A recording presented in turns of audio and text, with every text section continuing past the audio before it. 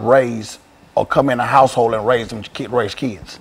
And that's what they're doing. They make sure the father's not there by leading the mother wrong. Make sure the father not there. So there you go. You got a son and daughter just being raised by the system. And we already know that's going to lead to a broken cycle. So we out here now trying to bring that cycle to fix the broken cycle. You know, to get this right, bring the fathers back in the home, take care of the kids, take care of their families. It's just a man-up process. You know, we need help with it. And so if the state is paying that household child support, the father cannot be in the household. Is that what we're saying? That's right. And so which means that I think, as you were indicating, Mr. Watkins, that sort of pushes you out into the street. Yeah, you see, in order for her to receive. A man is going to try to figure out some way to not only that you push that man outside that household, but he also got to go find a house to where he got to stay now. Right. So that's another bill. That's another situation where he got to, like, okay, he got to go and try to wind up in a shelter. You're going to wind up in a hotel. You're going to wind up in a friend's house. When you bouncing around in different places, trying to live and trying to provide and stuff, it takes away your self-esteem. Downhill spiral. Yeah, and that's what we call destruction. So it's when you know, it does a lot of good, but then also it does a lot of harm too. Because when you take that man out of that household, then you got these young boys running around here, and then you telling me I can't discipline my child. Then you go to school, you get in trouble, you get secret indictments out on you because of you discipline your child because your child said it. Well, the man in the household doing something wrong, so let's get him out of here. No, not every man is doing something destructive to tear his child down. So there is, over the last 22 seconds we have in this segment, there is no father in a household where there is child support.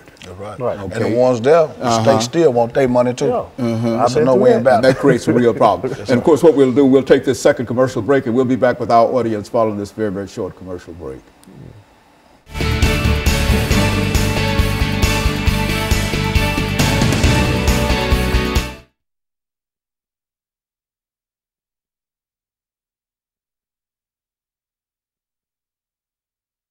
Whatever you want to say in reference to it, because I mean, a lot of folks don't seem to understand this. I mean, when we say that he has to pay child support, we only think in terms of whatever child support that comes in. But the state takes that money.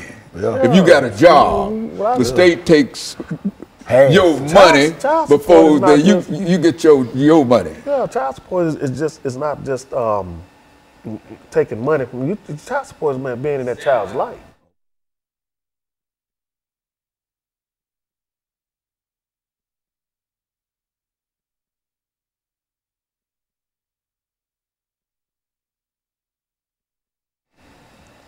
Thank you, and welcome back to the final segment of the show for today. We're talking to Mr. Hawkins and Mr. Watkins in reference to child support in the state of Tennessee. And let's see, Phil, if we can pick up with you this morning, and to have you to talk to our audience this morning about some of the issues that you have to face if you have to pay child support and how long that child support can be and et cetera. And then you say as much as you wish to about it over the next 10 minutes. And then Mr. Watkins will end us for the day with some of his observations in reference to it. Let's do it from that perspective. Right now, child support, currently you got to pay child support as long as that child is attending high school or they go to college, you still got to pay child support. And which in terms of that, it hurts the father, it hurts the whole family. We're trying to keep families together. We keep unity in the family, the mom and dad not arguing, everybody having, getting along. The kids can be more productive going to school. They're not listening to argument all night. The dad and mom having everything going all right. But with this child support how it is now, it's just too much chaos in the home. The father not making the money he's supposed to make. He better can take care of himself. Then the state taking half his check, so he coming home with a half a check to take care of his family of 3 and 4. So that leads them to a broken cycle of despair. I mean, alcoholism, drug addiction, all that, comes in a part of it because the man get to the man, what can I do? I'm just out here, And we're just trying to change a lot of that. We got a program now. We're trying to do it 90 days. Get each father 90 days. No child support. 90 days to get themselves together. Get a job, get yourself together, stand up. And then you the child support can start taking some out. You know, work out a little modification program with the father, but you can still get a mother $100 a month. But that's a whole lot better than taking a man half a man check. You know, it's giving a man some kind of hope that he can be productive, he can go home, he can buy his kids a decent pair of shoes, you know, diapers or whatnot. But right now, how they got it, we just losing battle. You know, we have to reform this. And so, Mr. Watkins, there are a large number of men, not only African-American men, but specifically we're concerned about African-American men today in reference to what we're talking about here. But there are a large number of African-American men that get caught up in this system of child support. If they get a job, you're telling us, then whatever that pay is, the state intervenes and takes part of that money before he can get the. Is that what we're saying here? Yes. Talk about that. You know, when a man comes, you know, goes to court, I've been in court situations where a judge actually told me I'm living in the household with my kids, the mother and everything, and asked me was I paying child support, and I said, yeah. I'm thinking they're going to say, okay, you in the household, so we're going to stop it. He asked the mother, was he helping? She told me, yeah. Turn around, the judge told me keep paying. You know, that's just one of the situations. Another situation is when a woman can call, a man can get out of jail. After he done his 81 days, 82 days, he can get out of jail, and they'll give him a review date to go back to court. And in that review date, that woman has the ability to call the judge and say, I want to speed up the process. So if that man doesn't have a job within that time the judge has allowed, well, guess what? He's going off back to jail. And so child support in the real sense has the ability to land folks almost immediately in jail, and then take half of the paycheck. And on top of that, not only that you go to jail, but you also still pay child support. Yeah, child sitting there. Still accumulating. So it's a law, they say, and there's nothing. It doesn't stop. It just does not stop. Just because you sit up there doing 90 days, 80 days, 6 months, 8 months, it doesn't matter. You're still gonna keep paying. You still gonna keep paying in one way or the other. While you sitting there in jail doing nothing, or you sit out here in the streets doing nothing, they still gonna want that money. Now the state done done away with the father. What's going on with the kids at home then? You know, the father not here. What's going on with the kids? The son growing up, he watching the neighborhood drug dealer. The daughter growing up watching her brother with the money. She want a boyfriend with the money now. So go to a broken cycle. Here she goes, she's in the projects, she's pregnant with a couple of kids. The cycle continues. We have to reform this child support, for like you said, the black man, we're in trouble. Yeah. We won't have a second generation. How things going now? We got too much going against us as it is. You know, we're trying to stand up and man up. We going out here every day, we feeding the homeless. I mean, we buy our own personal money, you know, socks, t-shirts, take to the homeless camps. We feed them hot dogs, hamburgers, you know. We go to the inner city, take over the kids, reading books at schools. We doing all this to show the kids that, you know, they look forward to seeing us. We got a junior Firebird football program coming up out of Pearl High School. We with those guys every day, the little fellas. We teaching them along the way, you know, how to man up, how to be young men, you know, by reading skills and math skills. So it is things that men can do out here that we are positive. You know, instead of keep getting a bad rap for all this violence, it's good men out here, and we just want to be known. You know, I mean, you know, and then another thing about it, the state does also use the child support system.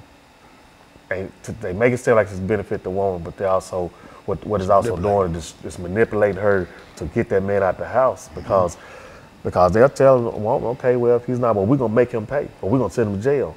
And by the time the woman's got fed up with so much stuff, you know, her mind is going in a whirlwind, and she's looking like, oh, what am I doing? What am I doing? So when the arguments start inside that household, when that fighting starts in the household, then that man is pushed out that household, and if he starts getting on his feet trying to do better, that woman gonna want a piece of it right now. And say, well, he got it, we need to go get it right now. So you got to give a person a chance enough to say, hey, okay, you got to let a man be a man and let him in his household and work it out. Because you keep pushing him outside that household, you just continue destroying that house. And when you do that, then that's when you're gonna see a whole lot of jail system filled up. I look at this, I think they building up another jail right now.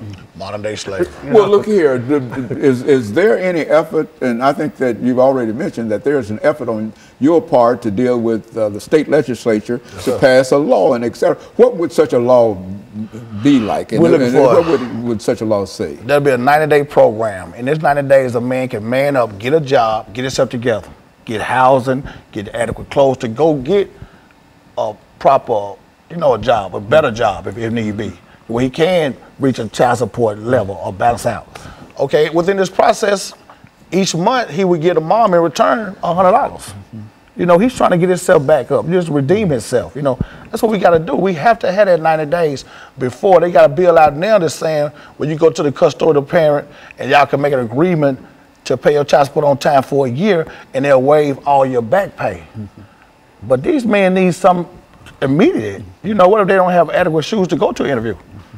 Give them a chance to get on their feet where they can be productive citizens and then go into it. A person who might be arrested, Mr. Watkins, we're saying, for not paying child support, that he serves his time, and as soon as he's out of jail, he's been in jail for whatever that time might be, and as soon as he's out of jail, he has to immediately start paying child support. That's right. Is that what we're saying? And that's why you feel that there ought to be some kind of reform within the system. Help us out. We gotta give us a time frame. 90 days. We can get out, get on our feet, get a nice decent job, get adequate clothing. To be productive. You just coming out of jail, you behind. Everybody needs assistance. Sometimes there's a lot of men who didn't choose the right path, but a lot of men who have. You have men in the household that's all working, that's all taking care of their kids, and they still is in the child support system. So it's a no-win situation for us. So it's a real problem when a mother decides that she's going to have that individual, her husband, to pay child support. That has created a real problem for him. Is that what? Yeah, because you're taking the man's self-esteem away from him, because a man that's living inside a household, take care of his kid, prides himself off of that. And when you keep talking about money, and then this man go out and work a legal job, and you make him feel like, hey, it's not enough money. You take his self-esteem down to where that'll break a man down to the point where he stopped doing other things. And like I said, destruction could come to where you could be turned into alcoholic or drug abuse and all that. And it's just a lot. It's a wide variety of things that could happen. And that's why we're like, okay, let's see if we can get together and talk to the mayors, the governors, legislators, and stuff to see how we can get the man and the woman back to working together as one to bring it back to the household and build these households up and build these kids back up to where it's supposed to be. And so over the last 10 seconds we have here, so that's the objective of your organization, to sort of bring the state legislature and others together to deal with this as an issue. And of course,